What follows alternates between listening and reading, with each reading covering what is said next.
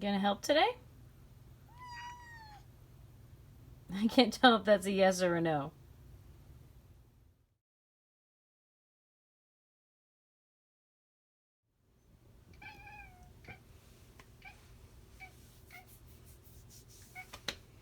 Hello everybody out there. It's Rebecca from Sun Dragon Art and Fiber with Avi. Let me see if I can get him in the camera. He's looking at some birds today and he's headbutting me. Welcome to another edition of Sun Dragon Tips and Tricks. It is a rainy day here in Brevard, North Carolina, and we are doing our best to keep showing you some really cool stuff. So today we're going to be doing provisional cast on. We've had some questions about this on Sun Dragon Sideshow when we're talking about things that involve provisional cast on to start a project. It is a really cool way to start a project when you want to be able to, it's provisional, it's temporary. And you want to be able to release those stitches later to do something neat with them. You don't want to have a hard edge down there. You want to have what we call live stitches down there. So I'm going to walk you through some drawings of what is happening to describe it. Then we're going to do it. And then hopefully I'm going to be able to release those stitches and show you what it looks like in the end. Let's go. Okay, so what are we talking about with provisional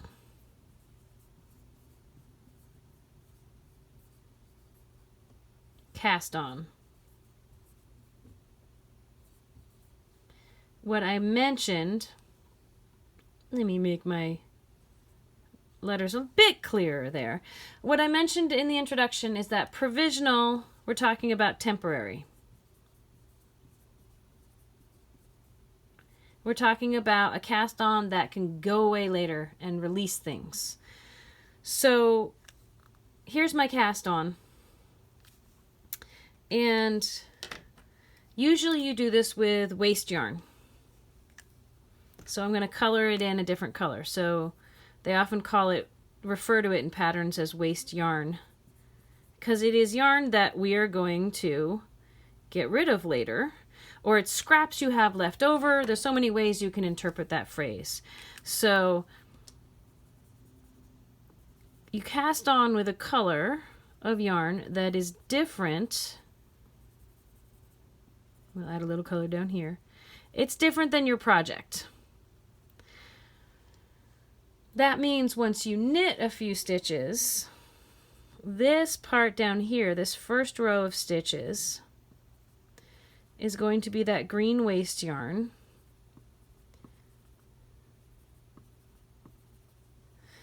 And then your knitting above it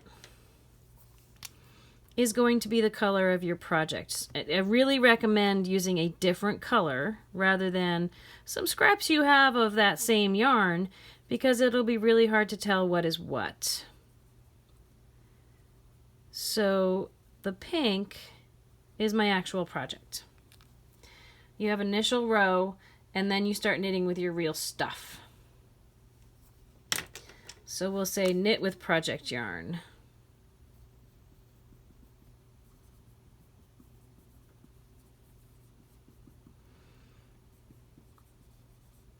The idea, I keep wanting to make my scribble font look like yams. The idea is that at the end, when you need to, if you've done the cast on correctly, you can unzip that cast on. You can remove the green waste yarn. And when you take it out, you are left with live loops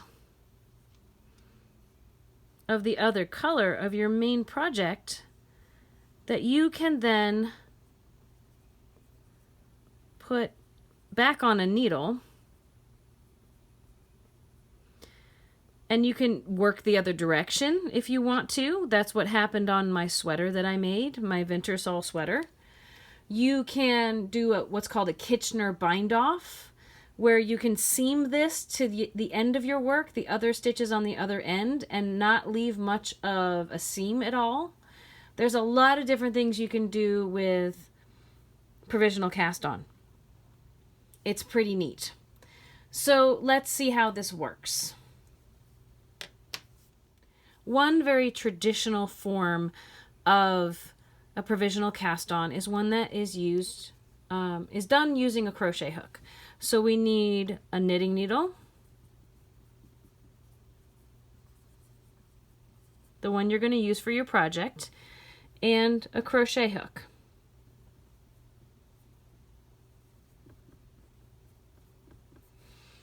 Now this can be easier for people who are more comfortable with using a crochet hook because we're going to be essentially doing crochet stitches around the knitting needle. But never fear, if you haven't used a crochet hook, you can figure this out. It also, the way I teach it, can be a little easier for someone who is a continental knitter because I'm going to show you with the yarn in my left hand. And a lot of English style knitters hold the yarn in their right hand. So, to start this, you're going to start, so step one is to put a slip knot on the crochet hook. And in my picture, we've got the tail hanging off and we've got the other end that goes to your ball of yarn. So a slip knot, you start with a slip knot on your crochet hook. Then, step two, you are going to cross your crochet hook at a 90-degree angle on top of your knitting needle. Knitting needle is being held in the left hand, crochet hook is being held in the right. So it's a 90-degree angle cross, crochet hook on top. It's going this angle over your knitting needle. That's, we could say, a step two. You know what? I'll put step two over here. Step three, you're going to take that yarn that went to the ball. It needs to go under. Yarn goes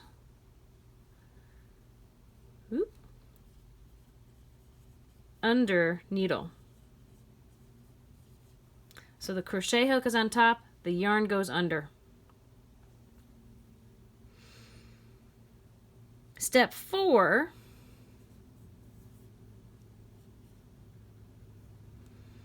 you're going to take your yarn over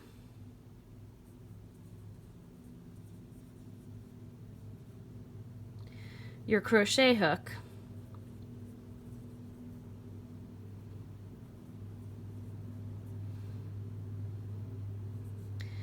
and pull through hook. So that means it's going to wrap under your knitting needle and then it's going to go around this way. It's the way you wrap when you are crocheting, which is a clockwise direction over the top and into the hook. So it's down below, it comes over the top and into the hook. If I can, I will put another picture for 4 right here.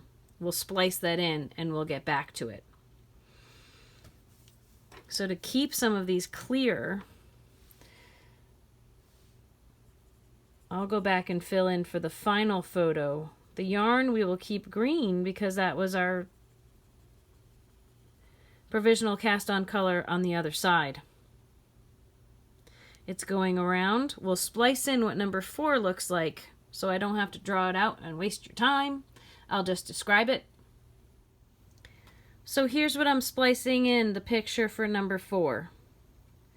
I drew the angle up here saying the yarn's under the needle. It's going to come around. If it comes around the hook, this is what it should look like. And then you're going to pull this yarn over through the loop that's on the hook. You know what? Let's make that red so we can really see it. the yarn over gets pulled through the loop that's on the hook. You may need to hold underneath and really wiggle this to make it happen. Just be patient with it. And now we'll take you back to step 5, already in process. This is what it will look like after you have pulled that yarn over through your loop. You will now have the yarn wrapped around your knitting needle. You'll still have some kind of loop on your crochet hook, and most likely the yarn going to the ball, there's the tail, the yarn going to the ball is going to be lying on top of your needle. What you need to do for step 5 to start the repeat all over again is we need to take the yarn between the needle and the hook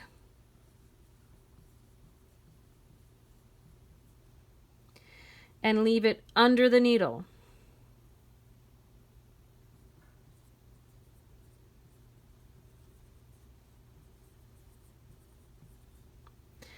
So this yarn you're going to take between and around, between these two, and go back under the needle.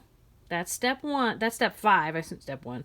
Step 1 is getting ready for your next repeat. That's to finish this and get ready for your next one, because then you can go back to step 2. You're going to repeat 2 through 5. Once your yarn is under the needle, you can go back up to step 2. Let me get this out here. You're going to do a 90-degree angle cross with the crochet hook on top. You're going to wrap the yarn around the hook and pull it through. And then you're going to set your yarn between the needle and the hook to the back so that you can go on to your next step. I'm going to draw out step 4 so we can get a shot of it where it needs to be, and I can put it at the end, and we'll show you all this in person. All right, let's take a look at what this looks like in real life. I've got my slip knot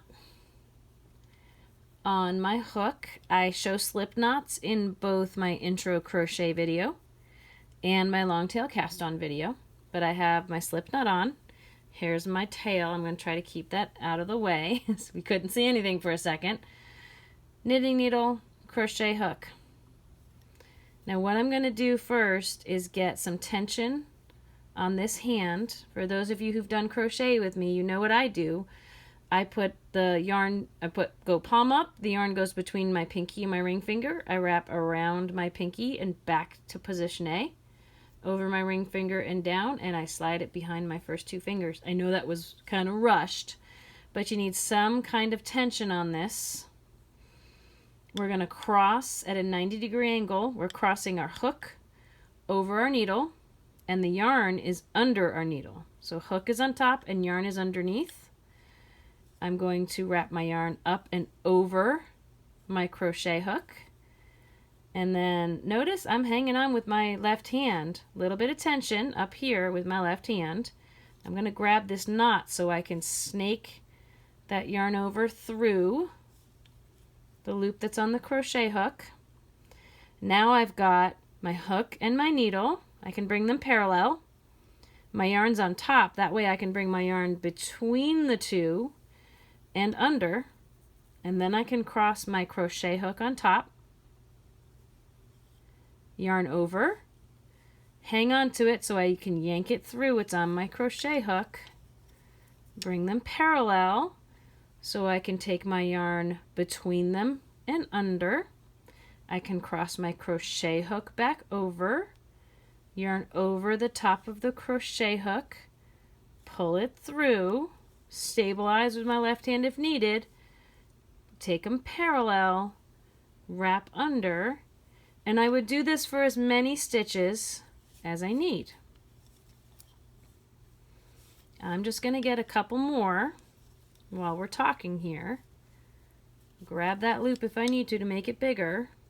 Lost my tension. There we go. Under with the yarn, over with the crochet hook, yarn over, pull it through,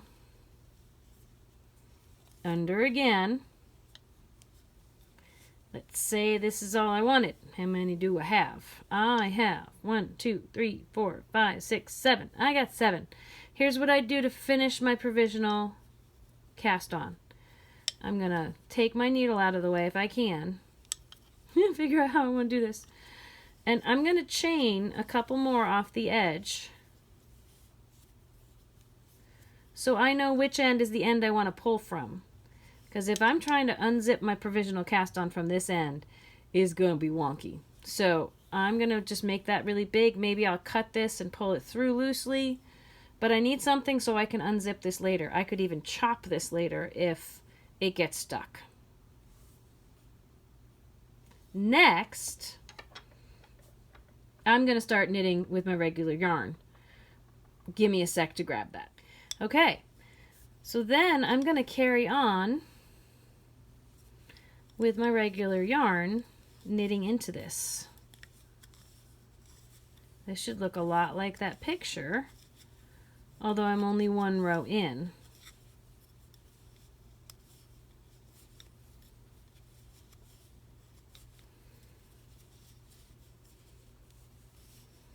So that's what it looks like after one row. I'll meet you back here after I do several more rows so we can see what happens when we release the provisional cast on. Right, so I've done several rows here so I can show you what should happen, we hope, if this has been done right, and say this side had to be sewn to this side using all live stitches. So remember we made this one really big to know that that's the side we want to pull from, not this side. If we tried to undo this side, we get stuck on every single one. There is a chance that something may have happened right when we started. So it could get stuck right here, but if we're on the right side, we just have to snip it there and keep going. Let's see how we did. As I'm pulling this out, I'm releasing live stitches, which you may want to catch on a needle right as you go, or we can put on a needle later. That went pretty well. It is stuck right back here, but if I pull this out, I can ease my tail out. So, look, looks just like knit stitches that fell off a needle. And if I can, I will try to get them back on another needle properly. Properly means the right side of this loop goes on the front side of the needle. And I will just try to catch them nice and easy. I could always move them from needle to needle if I had another needle somewhere to make sure they go the right way. But there you go. I have two ends of live stitches. I could even, at this point, if I get all my yarns out of the way, I could hold these together and knit them together and keep going and have a rounded edge at the bottom. There's so many things you can use provisional cast on for. It's pretty cool. So I hope you enjoyed learning about provisional cast on, which I have taken off and put back on other needles, so I can't show you the cast on hanging off of the bottom of the needles or the bottom of my work that I've created. But it is a really cool thing, and as long as you can handle the crochet hook and the needle at the same time. I'll tell you that the Wintersol sweater that I started on that had provisional cast on, knit up and finish the neck, and then rip it out and start going down, that was a little different. That one was just regular cast on and knit a few rows with your waste yarn. I think it's called, it's cast on, waste yarn, and knit. So it's cow yak. And that was interesting. That was my first time doing it, but this is the one that is more traditionally used, what I have just shown you. So I hope you enjoyed it. I hope you are staying safe, staying healthy, doing what you can. And let me know what other videos you want. Subscribe. We have hit 100 subscribers. We're at like 103 right now. I'm super excited about that. I'm hoping this can help my customers at home. I'm hoping it can help people I didn't even know. I'm hoping that you can craft on with joy and confidence. Let's build this community. Since we can't be in person, let's build this community as we can. Comment, share, let me know what you want to see. I'm working on a way to work out one-on-one Zoom lessons so we could do paid lessons together, or you can keep learning from us for free here. We appreciate donations or anything you can do to help keep our shop going, but I know we are all working on this together, and we are all going through some funky times right now, and we're all doing what we can. With much love from us here in Brevard, happy crafting.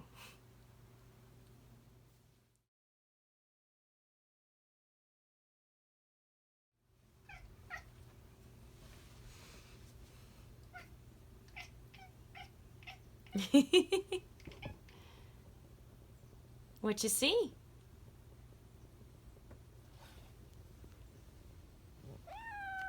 I know. Oh.